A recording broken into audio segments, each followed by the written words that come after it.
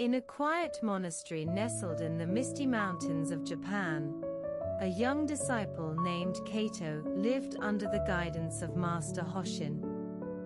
The monastery was a place of peace, discipline, and wisdom, but Kaito struggled with one thing: he was lazy.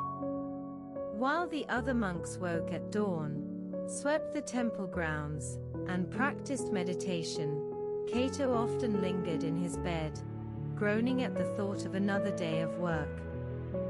When asked to fetch water, he took the longest route. When given chores, he found ways to delay. One morning, as the golden sun painted the sky, Master Hoshin found Kaito still lying on his straw mat.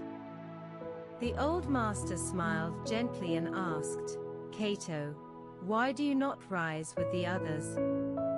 Kaito yawned and stretched lazily. "Master, I find work exhausting.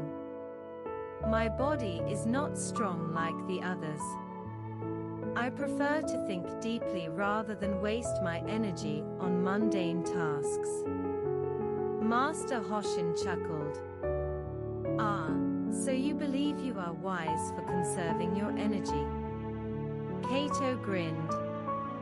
"Exactly, Master." The old monk nodded. "Then come with me.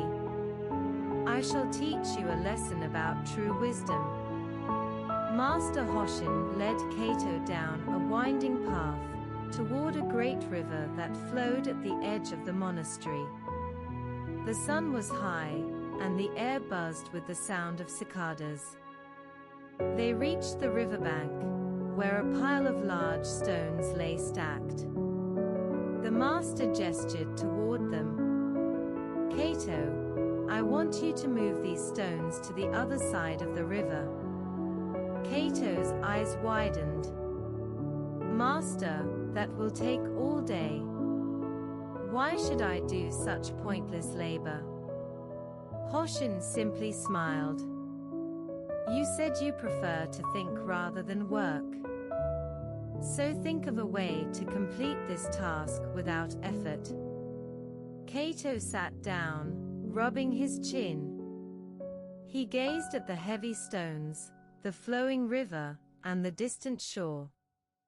After a long pause, he smirked and stood up. "Master, I have decided that this task is meaningless. If the stones are meant to be across the river will take them there in time." Master Hoshin nodded. "Very well. Since you have decided not to act, let us wait and see what happens." They sat beside the riverbank for hours. The sun moved across the sky. The wind blew, but the stones remained where they were. As the evening approached, Kaito grew impatient. "Master, this is pointless.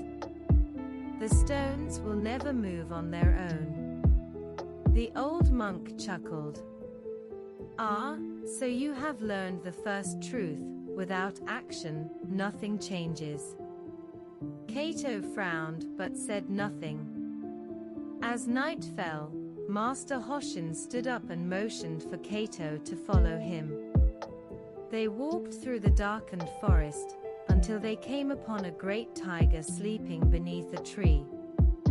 The beast was magnificent, its golden fur striped with black, its body massive and powerful. Master Hoshin pointed to the tiger. "Kaito, tell me, is this tiger strong?" Kaito nodded quickly. "Of course, Master. It is one of the mightiest creatures in the forest." The old monk chuckled. "Yet look, it sleeps, and in sleep, it is no different from a stone. Its strength is meaningless unless it awakens and acts." Kaito blinked in realization. Hoshin continued, "Laziness is like sleep. You may be intelligent, you may have potential, but if you do not act, you are no different from a sleeping tiger." Kaito lowered his head, shame washing over him. The next morning, Kaito rose before dawn. He swept the temple grounds, fetched water, and joined the other monks in meditation. Though his body ached, he found that each movement felt lighter, as if a great weight had been lifted from his soul. Master Hoshin watched from afar, smiling. As the days passed, Kaito no longer avoided work. He embraced it, not as a burden, but as a way to sharpen his spirit. One evening, as he sat beside his master by the river, he spoke. "Master, I now understand. Laziness is not about conserving energy, it is about wasting the time we are given.